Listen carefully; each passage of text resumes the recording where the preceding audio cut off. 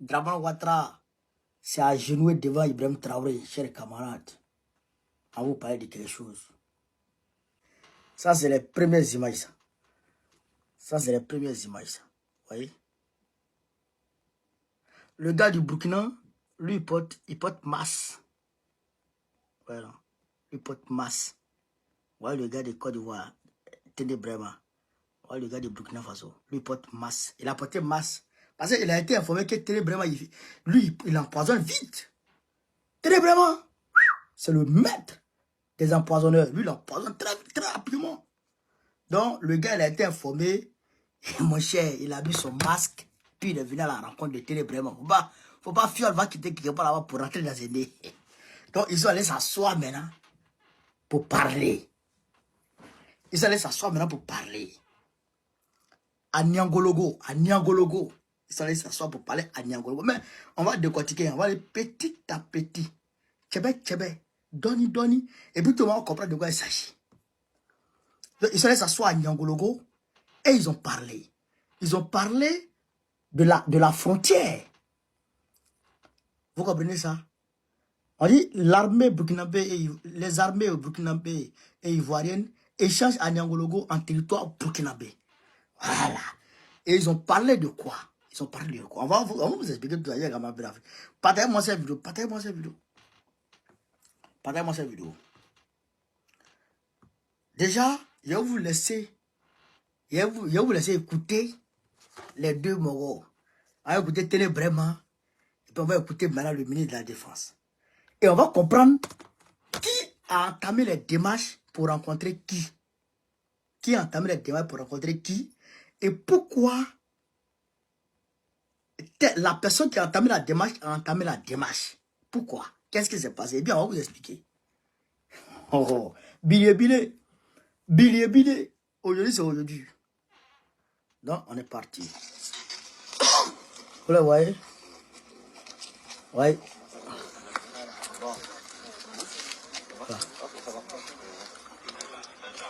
Ouais, Ténébrema.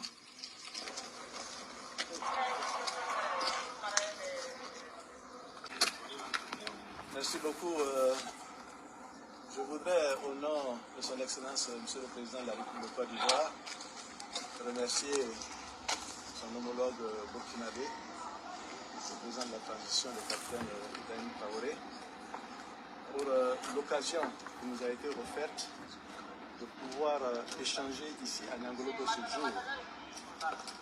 Nous avons eu une séance de travail avec nos collègues du Burkina Faso, le ministre d'État, le ministre de la Défense, le ministre des Anciens Combattants, pour faire le point des relations entre les deux pays. Je peux vous rassurer que nous quittons Niangologo avec le cœur rempli de joie. Nous avons passé en revue tous les points des relations entre les deux pays. Et je peux vous assurer que cette réunion de Niangologo donnera un nouveau départ aux relations entre le Burkina Faso et la Côte d'Ivoire. On ne peut que se féliciter de ce qui vient de se passer ce jour. Je n'en dirai pas plus. Et tout ce que je peux dire, vive la coopération, vive la fraternité entre le Burkina Faso et la Côte d'Ivoire. Le ministre burkinabé va parler maintenant.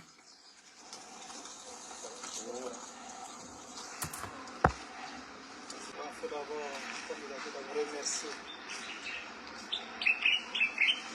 deux chefs d'État qui nous ont permis de nous retrouver aujourd'hui pour cette rencontre. Nous avons vraiment favorablement accueilli cette demande qui nous a été faite par nos collègues. Grand merci encore pour ces gestes qui matérialisent une fois de plus la fraternité, les liens séculaires qui existent entre les deux pays.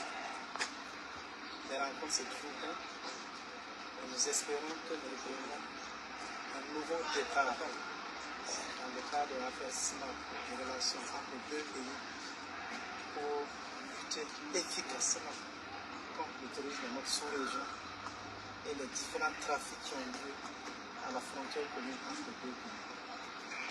Que Dieu bénisse deux pays.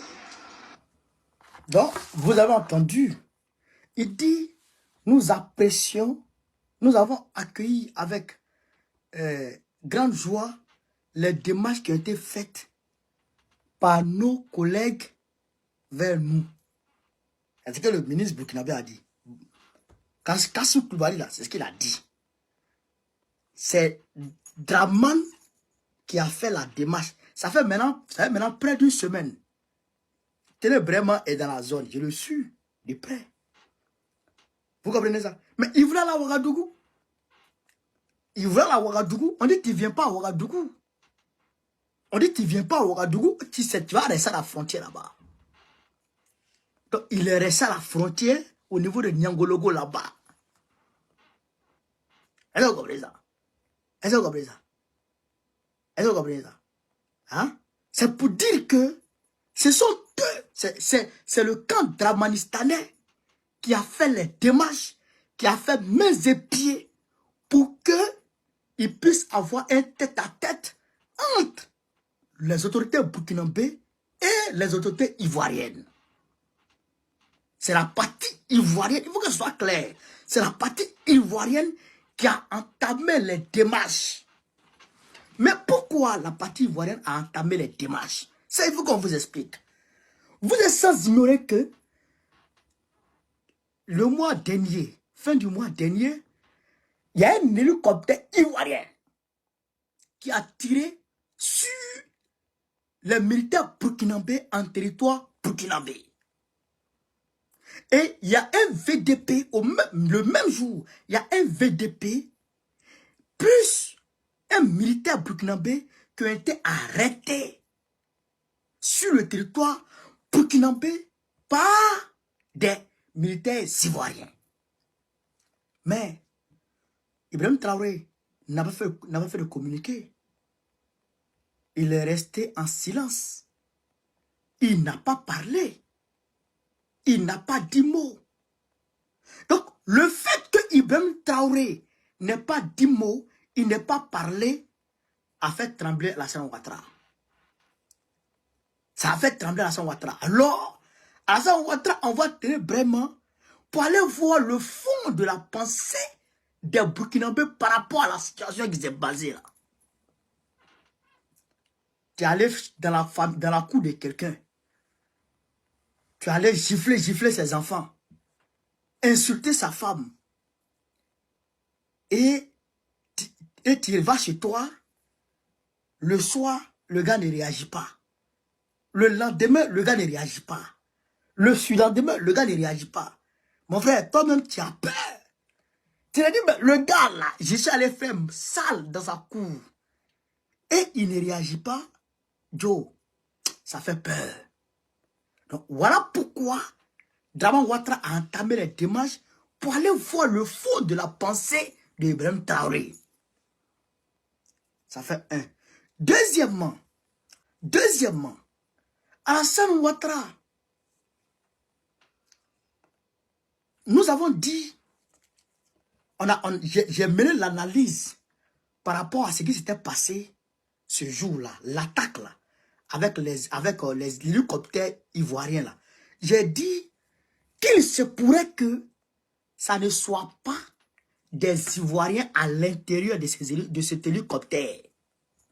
J'ai dit qu'il se pourrait que ça soit des Français à l'intérieur de cet hélicoptère parce que la base militaire française, les Français qui ont quitté Burkina Faso, il y a beaucoup qui sont allés s'engouffrer à la frontière entre la Côte d'Ivoire et le Burkina Faso. Donc, c'est eux là, avec leurs amis terreau, qui frappent le Burkina Faso. Donc, il se pourrait que ces personnes-là, ça soit des Français qui aient pris l'hélicoptère pour tirer sur les Burkinabés. Il se pourrait que ce soit un cas comme ça. Donc, je pense que lors de la discussion, la partie ivoirienne, Télé Brema, a mis ça sur la table, a tenté de se dédouaner de l'incident, pas d'incident, de la forfaiture qu'il y a eu à la frontière ce jour-là. Je suis sûr que Draman Ouattara a dit ce jour, Téné Brema a dit à Kassoum Koulibaly pour dire, Kassoum Koulibaly, c'est pas nous qui avons tiré. C'est pas nous qui étions dans l'hélicoptère là. C'est les Français qui étaient dedans. Je suis sûr que Téné Brema a dit ça. Je suis sûr qu'il a dit ça là-bas. Je suis sûr. Parce que, vous savez, aujourd'hui, je vous dis des choses. Aujourd'hui, je vous dis des choses. L'armée française que vous voyez aujourd'hui là, que ce soit ceux qui sont au Tchad, est-ce que vous savez qu'il y a 4000 hommes? Il y a 4000 hommes, 4000 hommes, 4000 militaires français qui sont aujourd'hui stationnés à la frontière entre le Niger et le Tchad. En tout cas, en territoire tchadien, 4000 hommes. Est-ce que vous savez ça? Est-ce que vous savez que ces 4000 hommes sont partis là-bas sans l'accord formel de Déby Kaka? Est-ce que vous savez ça? Mais qui les gère? Qui gère ces 4000 hommes? Qui gère l'armée française en Côte d'Ivoire? Qui gère les... C'est-à-dire que l'affaire, comment on appelle ça? Les affaires militaires de la France au niveau de l'Afrique aujourd'hui. Qui gère? Chers camarades d'Afrique, partagez maintenant le cœur. Il s'appelle Jean-Yves Le Drian. Jean-Yves Le Drian est aujourd'hui à Djamena. Il est au Tchad. On m'a donné le son. Jean-Yves Le Drian, il est au Tchad, à l'air là. C'est lui qui coordonne les affaires de l'armée française à ce niveau. Vous avez compris ça? Jean-Yves Le Drian là-bas. Donc, Jean-Yves Le Drian, c'est un malhonnête, un malheureux, un truand. Vous le savez très bien. Et donc, c'est lui qui est en train de piloter tout ça. Il a une